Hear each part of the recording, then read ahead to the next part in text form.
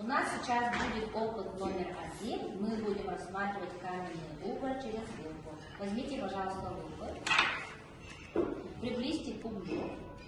Какого он цвета? Черного. Форма у него какая? Неровного. Любой. Разная, да? У всех форма разная. А поверхность какая? Приблизьте, пожалуйста.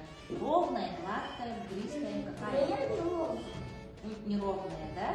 У всех неровная, бугристая. А у тебя молодцы. У меня тоже.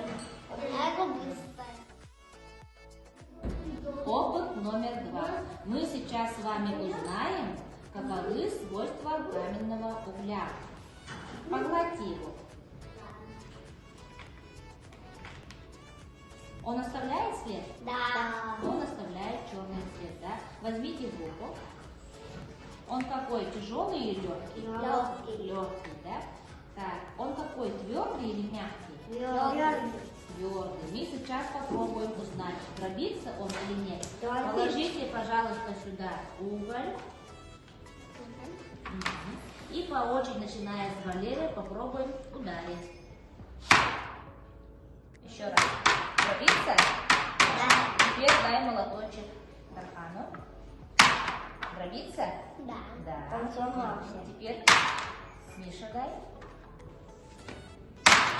Вот, развалился на 3 части.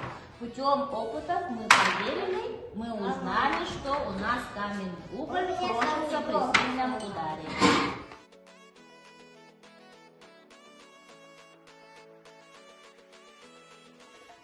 Опыт номер 3. Ребята, а как вы думаете, что произойдет, если мы опустим уголь в воду? Он утонет. Утонет? Давайте проверим. Положите, пожалуйста, уголь в воду. Что случилось с углем?